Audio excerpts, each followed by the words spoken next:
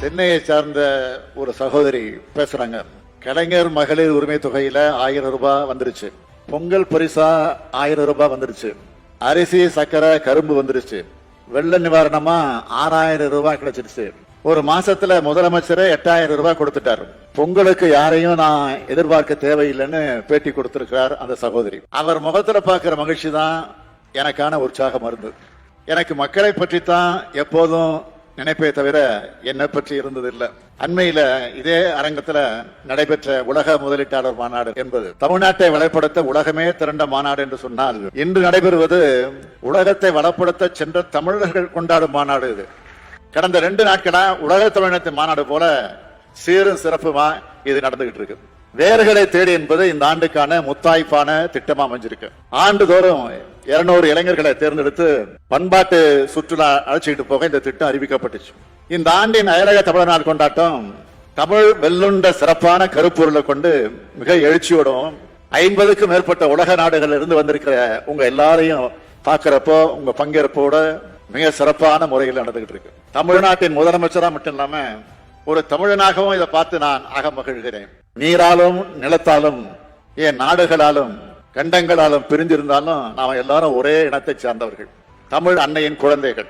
அந்த உரிமையோட உங்க சகோதரனா நான் உங்ககிட்ட வைக்கிற வேண்டுகோள், எங்கு வாழ்ந்தாலும் தாய் தமிழ்நாட்டை மறக்காதீர்கள். அடிக்கடி உங்கள் குழந்தைகளோடு தமிழ்நாட்டுக்கு வாருங்கள், தமிழோடு இணைந்திருங்கள். நீங்கள் எங்கு வாழ்ந்தாலும் தமிழ்நாட்டின் வளர்ச்சிக்கு நமது திராவிட மாடல் அரசுக்கு துணையாக இருந்திடுங்கள் என்று கேட்டு அனைவருக்கும் தமிழர் திருநாளாம் பொங்கல் வாழ்த்துக்களை தெரிவித்து வாழ்க தமிழ், வளர்க தமிழ்நாடு.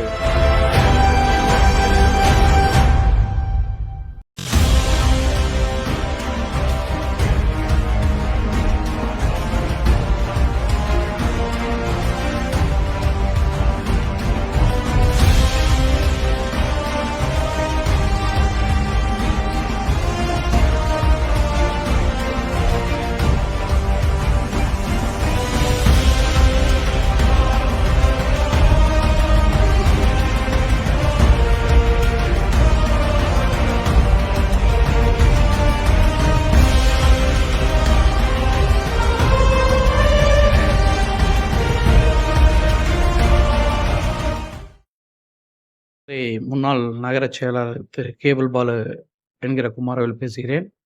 தலைவர் தளபதியின் பிறந்தநாளை முன்னிட்டு வாழ்த்துக்கள் கூற ஒரு வாய்ப்புகள் கிடைத்துள்ளது. தலைவரின் எண்ணிலடங்கா திட்டங்களில் சில திட்டங்கள் மட்டுமே சொல்ல கடமைப்பட்டுள்ளேன். மகளிர் உரிமை திட்டம் மாதம் 1000, நான் முதல்வன் பள்ளி குழந்தைகளுக்கான திட்டங்கள், பேருந்தில் மகளிருக்கான இலவச பயணம், மாணவ மாணவிகளுக்கு மாதந்தோறும் 1000 உதவித்தொகை, இப்படி எண்ணிலடங்கா திட்டங்கள். இத்திட்டங்களை பார்த்துதான் ஒன்றிய அரசே இப்போது பல திட்டங்களை உருவாக்கி கொண்டிருக்கிறது. விவசாயிகளுக்கான தனி பட்ஜெட் என்று உருவாக்கி தமிழகத்தில் உருவாக்கியுள்ளார். இன்னும் மத்திய ஒன்றிய அரசான மோடி அரசே இன்னும் அதை செய்யவில்லை. இப்படி பல திட்டங்கள் முன்னுதாரணமாக தலைவர் தளபதி அவர்கள் செய்து கொண்டிருக்கிறார். அவரின் பிறந்த நாளை முன்னேற்றம் காணவும் தமிழகம் முன்னேற்றம் கண்டு கொண்டு இருப்பதும், மேலும் அவர் பல 100 ஆண்டு வாழ்ந்து தமிழகத்தை தலைநிமிர மறுபடியும் செய்து திராவிட மாடல் ஆட்சியை கொண்டு செல்வார் என்று நம்புகிறேன். வாழ்க வளமுடன். தளபதி அவர்களை வாழ்த்தி வணங்குகிறேன்.